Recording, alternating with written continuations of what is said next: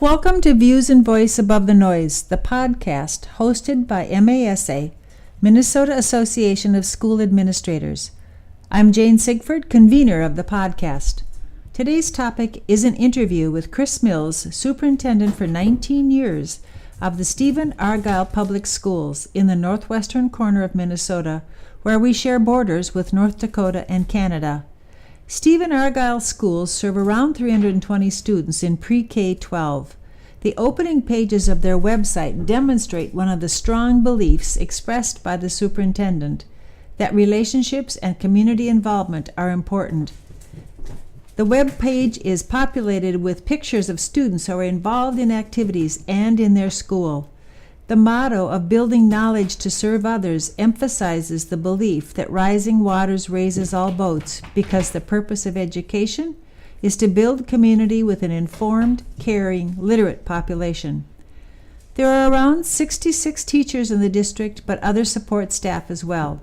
The graduation rate is 90%. Niche, an organization that ranks over 100,000 schools in the U.S., ranks Stephen-Argyle as the #1 school in Marshall County. You will hear recurring themes throughout this podcast of beauty of relationships, whether it's adults and children, superintendent and teachers, superintendent and community, teachers and student. At professional development trainings across the nation, we repeatedly hear that the power of relationships of teacher to student is crucial to facilitating learning. Chris believes that power relates to administrators as well. One way Chris lives his belief is by mentoring those new to the profession. He is on the MASA board and active in other organizations such as MREA, Minnesota Rural Education Association. In addition, he encourages others to be involved, to be politically aware, to network. Relationships build community, and Chris believes in his community, whether it's the local one or the school community. He is proud of his area and his district. Interestingly, instead of talking of nearby towns, he talks about regional centers, which infers that community goes beyond town borders to extend to the needs and interests of a larger area. You will also hear how the issues in districts, regardless of their size, are very similar. The intensity and concentration may be different, but they have to be dealt with regardless. Such things as mental health issues, chemical issues, and diversity concerns are present in small and larger districts. Early on, as a student, college student, and young teacher, Chris had some noteworthy role models and mentors that were the impetus for him to be where and what he is today. I think I had really good role model. Chuck Edwards was an elementary principal when I was young, and I really always remembered how he impacted kids, and some other people that I saw in those positions. I saw our teaching staff was able to impact their classrooms, but I saw the administrators were able to impact schools and districts, and I always felt like that was a direction I wanted to, or a position I wanted to be in.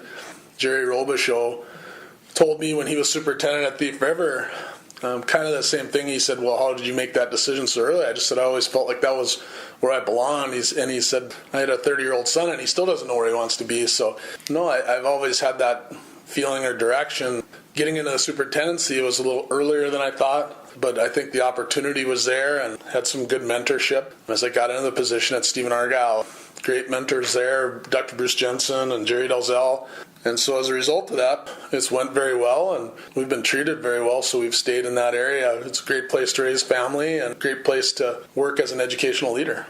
In Minnesota, conversations frequently revolve around the needs of the 7-county metro schools as opposed to the outstate schools. 55% of kids in Minnesota under age 18 live in the 7-county area, which means that 45% live in the other 80 counties. I asked Chris to talk about some of his concerns that small schools face.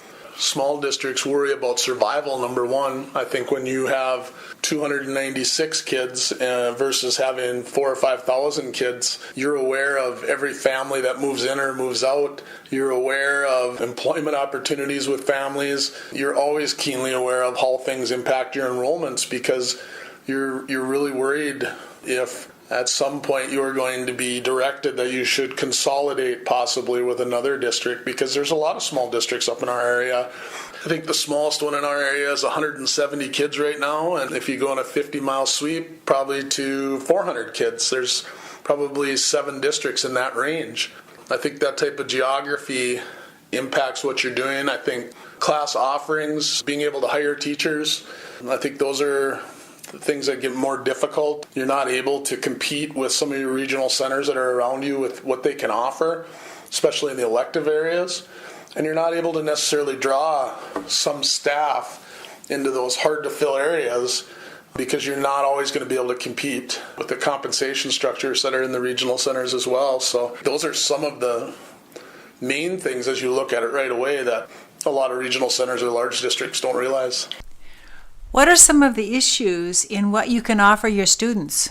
Well, I think the idea of offering the elective opportunities, we have districts around us that offer a full art program. We have districts that offer multiple foreign languages. There are districts that offer orchestra, real diverse phy ed elective programs, and those are things that we just don't have the depth, probably don't have the opportunity to hire some of the staff to provide those programs. But in the same breath, we also were able to offer robotics and Envirothon and a River Watch program. We have a full musical that we do every year, along with the one-act play program. We offer depth in elementary football, flag football, volleyball, basketball, summer arts theater for elementary kids. And so we are able to provide the programs that our kids and families are looking for. But I also think that there are some times that we're missing some of the areas that we have kids that have real strengths in, and the art area is one that I think of a lot. But even as we start looking at moving from a 2-section school to a 1-section school, which we've done over the last 5 years, some of our math opportunities with physics and calc and stats and probability, things like that, those are classes that are starting to move online because we don't have, again, not necessarily able to continue to recruit high-level math staff to offer that. So the online is an option for us to offer some of these types of electives, but you still have to facilitate those classes. You can't just put high school kids into these online courses and hope that they're going to be successful. So we still have staff that are in charge of facilitating those opportunities. So I think that's helped us continue to compete. We have kids that are taking health occupations and taking forensics, and so they're able to get some of those things that they're very interested in as juniors and seniors. But I still worry about sometimes providing that depth in curriculum opportunities and how that competes for our kids. According to statistics on the Minnesota Data webpage, your graduation rate is about 90%. Obviously, teachers and families value education, and many students go on for further education. The strong value of community is apparent because many of your students come back to the area after they graduate. How many of your kids, what percentage, go on to college?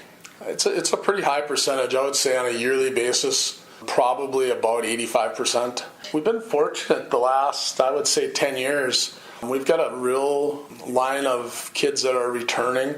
Some are farming. A lot of them are in the ag field, which is a big part of our area. We got a lot of kids that seem to go to NDSU and get ag background and come back and work at some of those fields. We've had a couple teachers return, which is exciting to see. And so, yeah, we've got some young people that are coming back, and I think we've found that if you can hire people that have roots to the area, there's a pretty good chance you're going to keep them. And I think that's been one of our focuses in filling positions, and then working with our regional employers as well. As they're seeing people look at their positions, they're looking at those factors as well. Although I would also add that there are more jobs than there are people in the region right now. We have a big employer in Thief River Falls, which is 50 miles away, DigiKey, that's trying to add 1,000 positions in the next 10 years. And they're putting on a 2 million square foot addition to their facility right now. And so the opportunities, there are some real opportunities up in our region, but it's also the unemployment rate, I would guess, is about 2% in our region as well. We've talked about some of the difficulties of a small town area, but by the fact that unemployment is low, college graduates come back to work in the community, your graduation rate is around 90%, many people see value in your community. What do you think it is that is so attractive? I think people like to raise their families in communities still where the community is raising your children. I think they like that when you see bikes riding around town. I think they like that your kids can walk to the pool a few blocks and you don't have to be as concerned as you do in some larger communities. I don't know that I've locked my door on my house or my vehicle in the 19 years I've lived there. That's not the same everywhere. I think they like that every teacher knows your kid in the high school and elementary. People show up to watch football games and basketball games, whether they have kids playing or not. So I think there's a lot of those hometown factors that people still believe in. They see those opportunities when they go away for a while, whether it's just to go to school or maybe they go work somewhere else for a while, and then they look at the opportunities coming back. They may not be able to go downtown and get a McDonald's. They know that it's not that far away, and in today's world with technology and mobility, to drive an hour and go shopping and have a nice meal and come home sometimes is a good thing. It's a good time to think. It's a good time to talk in a vehicle, and I think people enjoy that. We have a number of people that work through technology. My board chair is a regional representative for a large chemical company, and he lives in Stephen, but he does a lot of work online, a lot of telepresence work, and travels. But yet his family is where he wants to raise them. That's a change in our world. You could choose where you want to live, and then you could travel and do the other things for your employment. You've talked about the value of your community. Many districts are experiencing a change in their populations. Have you seen this?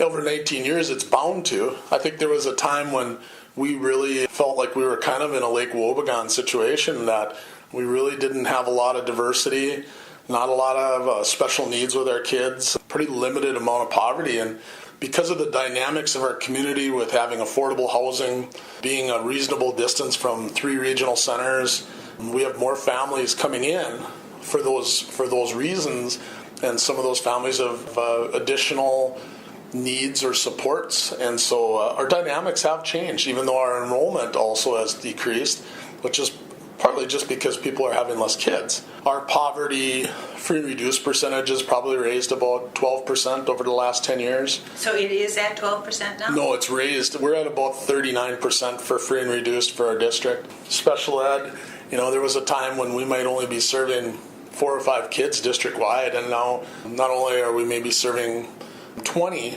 not counting speech, but we're also seeing some higher needs. So I think that presents some challenges in staffing as well. So far, we've been able to meet those needs and do it at a very high level. In the September 18th issue of the Minneapolis Star and Tribune, an article from the New York Times quoted that last year was the saddest year since emotional well-being has been tracked. Quote, "Humanity just had its gloomiest year in more than a decade, and maybe even longer. This is the first time that we've seen a really significant uptick in negative emotions," which was quoted from Julie Ray, chief editor of the Gallup World Poll. "It's as high as we've ever measured it," she said. Many school districts are seeing increased needs for support for those who have mental health issues. Have you experienced that as well? I just think that you're seeing families overall that have more needs. You're seeing more individual needs by kids. There's more counseling needs. There's more crisis needs. It's hard to define what the specific issues are because with each person and each child and each family, it seems a little bit different. It's just that the number of issues have increased dramatically, that people are actually reaching out for more support. And I think also the management of some students and some issues, we have more staff reaching out for help because they're trying to figure out how can they be supportive of these families, what can they do to support their growth and support their needs, because they really haven't had the training and the understanding on how to provide interventions. And they know that it's not just a part-time social worker's job, it's not just a principal's job, it's a faculty support opportunity. That's been real challenging for us the last especially the last 5 years. That's really been something that's pointed out by our staff that they really need the training and support in, and so that's been a focus for us. So what type of training have you provided for the staff? We work with Northwest Mental Health on bringing in speakers. We work with bringing in a lot of individual professional development opportunities through video. We use Infiditech, and so really feel strongly that sometimes we have staff that have different needs, and they're able to access some of those video training opportunities. Our staff will go to other professional development opportunities depending on what's offered. In our region, tried to work collaboratively with other schools to bring people in as well, because for us financially to bring somebody in to talk to our 23 teachers and 20 support staff isn't really viable. But if I bring 3 more schools in, now we can bring in just about whoever we want, and we can afford that and make it financially efficient. What about crisis intervention teams and your work with law enforcement? We work with Northwest Mental Health out of Crookston, which is again an hour away, which presents some additional challenges. When you think of a crisis management situation, that means we have professionals available to us, but they're an hour away. Even in the situations with law enforcement, the regional law enforcement center is basically 20 miles away from our high school.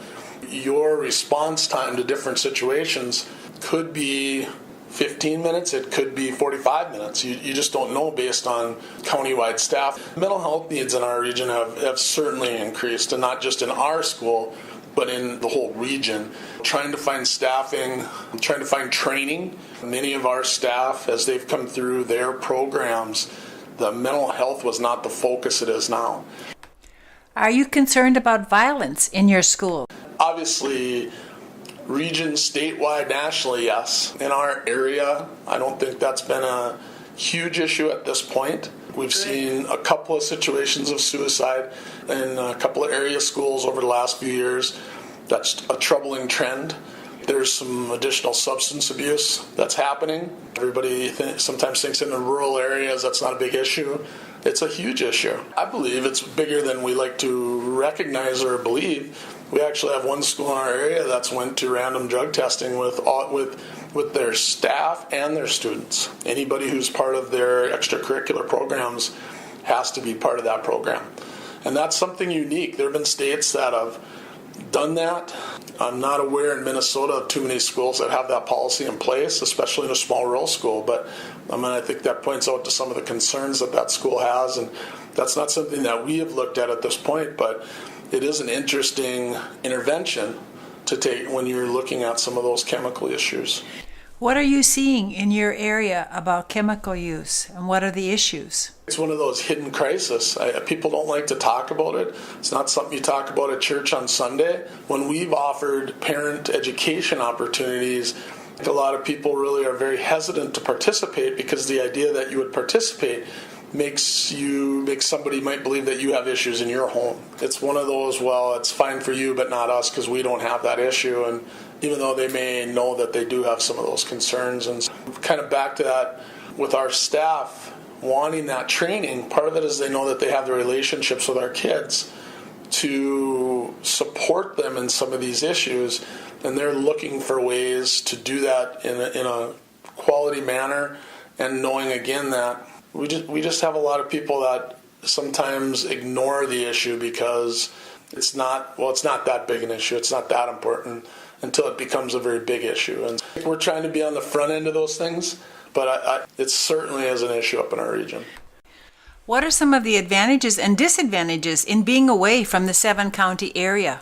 Well, there's positive and negatives to it. Some of the positives are, it's, for myself personally, I'm an outstate person, and so I don't care for the traffic, and I don't care for the congestion of the metro, and I don't care for necessarily having 2,000 kids in a high school. I think it takes away from the personalization you have opportunities for in schools. It takes away from your relationship building, all those things.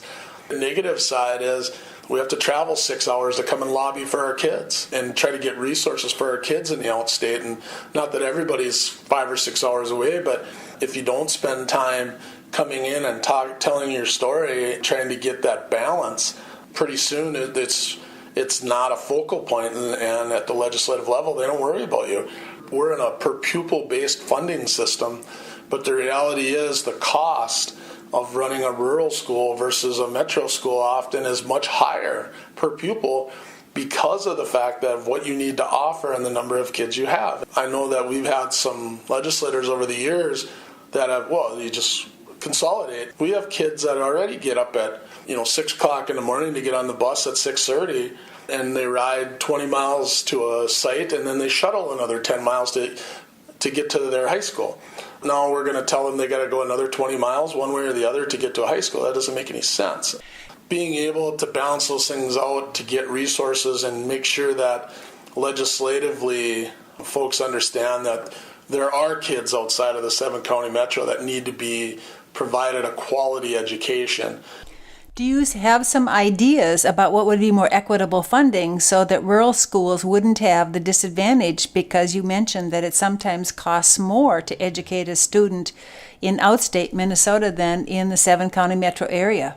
I've had discussions with some of my colleagues about the fact that how can funding be equitable if you're offering 5 foreign languages and 6 elective art classes and 7 elective Phi-Ed classes. If you can offer all these things and I can't offer any of them financially, I don't think that that's equitable. We need to work on a formula that funds schools on the basic part of education first. You should be able to offer a core education, should be funded at an equitable level. Because if I can offer that at the same financial level in those core areas, I can do some pretty dynamic things in my schools. In my math and in my English and in my social studies and my science areas, I could really expand some opportunities, even though it may not be that I'm going to offer more sections, but I'm going to be able to expand resources and do some different things with that. The elective part and what you do with your referendums and the different things like that, that's great. Those are local decisions, but that base should be funded on what you're offering, not how many kids you're offering it to. You made a point that sometimes it may cost more to educate students in a small rural district. What some people may not understand is that budgeting may be different in small schools. Well, I think rural schools look at their budgets and their reserves differently, and as I think rural teachers do as well. They understand that reserves are many times based on your survivability, I always say, especially when you're in that 150 to 500 kids. There's a thought was out with some legislators a few years ago that every school should be 1,000 kids, every school district. And if you're not 1,000 kids, you're not operating efficiently, and you should consolidate and all those types of things. Board members hear that. And what board members believe is, okay, some people out there think that, so we need to make sure we're always in a position that the state doesn't make decisions for us. And so by building that reserve, when I go buy a bus, for $100,000, it's not going to be a huge impact if I only have a 6 or 10% reserve. If I have a 30% reserve, I know I'm planning for the future, and I always have a plan, so I always have quality buses. My facilities are always in good shape. When I make those decisions, it's not a huge impact on what we're doing. It's an impact on our reserves and what we've planned to do. It's a different mentality in your planning. We talked yesterday about some large schools that were in statutory operating debt. Well, they're not going to close Roseville. That's not going to happen. But in a small rural district, if you're in that same situation, that's going to be one of the first things they suggest. You need to close or you need to consolidate because you're not operating efficiently. And so there's kind of a double standard in the financial idea from the people who set the parameters. That puts small rural schools in a position where they have to think about their long-term viability when they're making those decisions. How could the Minnesota Department of Education, or MDE, help you? I think MDE, first of all, has become a compliance organization because their funding was cut quite a bit during the Palenti era, and it has never been reinstated to be a support organization. That if we were less worried about compliance and we had less reports and forms to fill out for individuals at MDE to read through and check, we might be able to return to a support organization.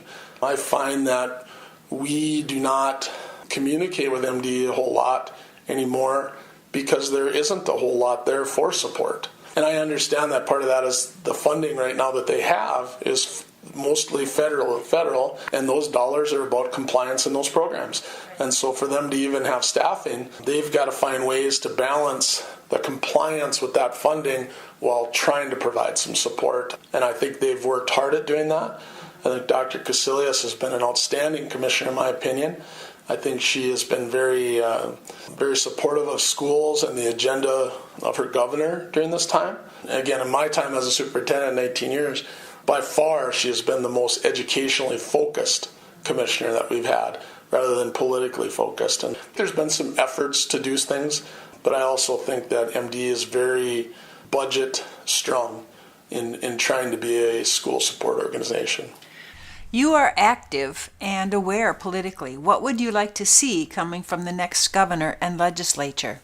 Although I think Governor Dayton has met his promises and obligations for investing in our PK-12 system during his tenure, the one thing he probably has missed is looking at MDE and saying, you know what, we took all this away during this budget crisis, during the plenty time.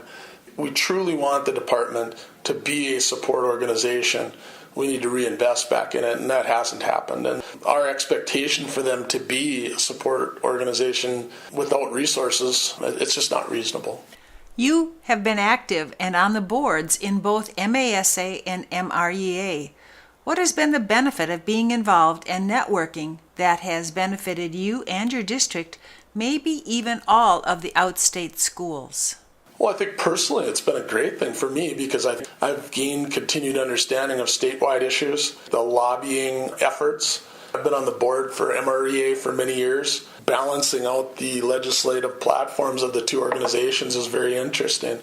Coming from the rural perspective, there are not very many people in the room that represent a school of 300. Being able to bring that perspective to the board level, I think, is very important. And I give Gary Amoroso a lot of credit for the fact that we've had those discussions. He's actually listened to the fact that trying to represent the state, we need to make sure that we have people with those types of backgrounds at the table when we're making legislative agendas and we're making decisions. From my perspective, both personally and professionally, I think it's been a great growth opportunity. I think our district has been very supportive of my involvement. But, I travel 5.5 hours to the cities to be involved in these types of things one way, and that's a lot of time out of my school district.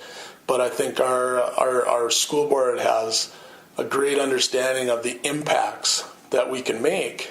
And I think organizationally, both at MASA and MREA, we've made some strong impacts the last 5 or 6 years on funding that's impacted rural schools. I think MREA is really focused on the outstate schools. There's 224 members of that group, and some of them are members of other organizations. North Branch is a member of MREA, and they're a member of C.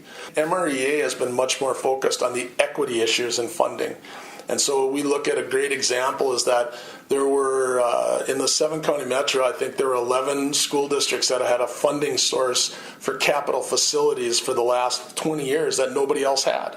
MREA really brought that to the forefront. Senator Uyghur and Leroy Stump, they worked really hard at bringing this to the forefront and saying, this is ridiculous. Why would we allow these schools this funding source and the rest of our schools around the state are falling down around? They're falling apart, and we're not allowing these schools to do deferred maintenance because they don't have the same equitable funding resources. I give Dr. Nolan and Sam Walseth a ton of credit for really working hard with those folks and bringing that to the forefront. And now over a 3-year period of time, that's where long-term facility maintenance funding has come from.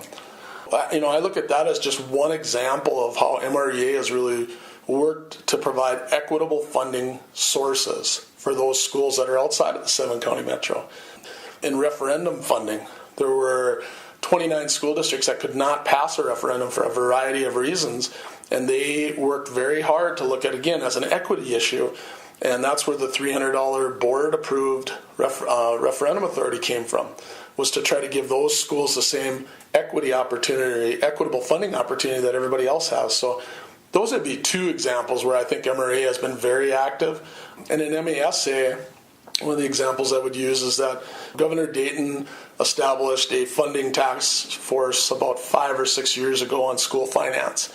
one of the things that happened as a result of my involvement in MESA was put on that task force because they were looking for a rural perspective on the school funding. A lot of the recommendations that came out of that task force have been implemented, both in special ed and in regular funding. We sometimes think individually we can't make a difference, but I really believe if you choose not to be involved, then you have no choice. You're going to get whatever you get, but at least if you've taken the time and invested it, you could say that you're working towards it. You at least you have a reason to complain.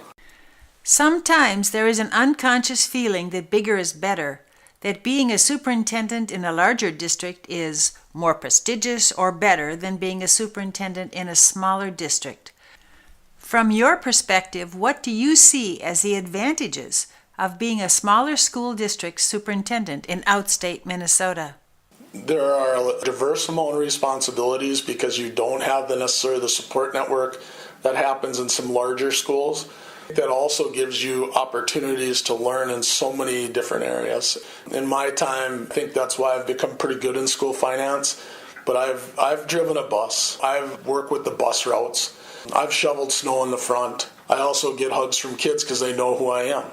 My special ed teacher in the elementary emailed me yesterday and said, she said, I just had to send this to you because it was great. She said, I just saw 2 kindergartners coming down the hallway, and one said to the other one, "Don't run in the hallway. Mr. Mills can see you on the cameras." And I just think that some other people miss out on those things because they maybe only walk into a building 4 or 5 times a year, and kids are looking at them, well, you have a tie on, you must be important, but other than that, I don't know who you are. And when I walk into our 2 buildings, every kid knows who I am.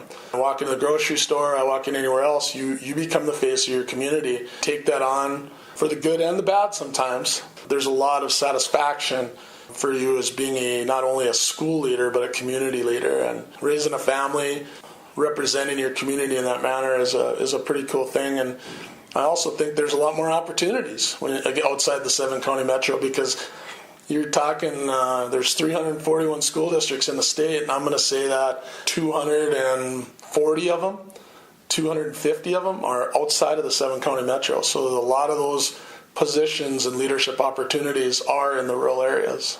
Chris Mills has been a superintendent in Stephen-Argyle for 19 years.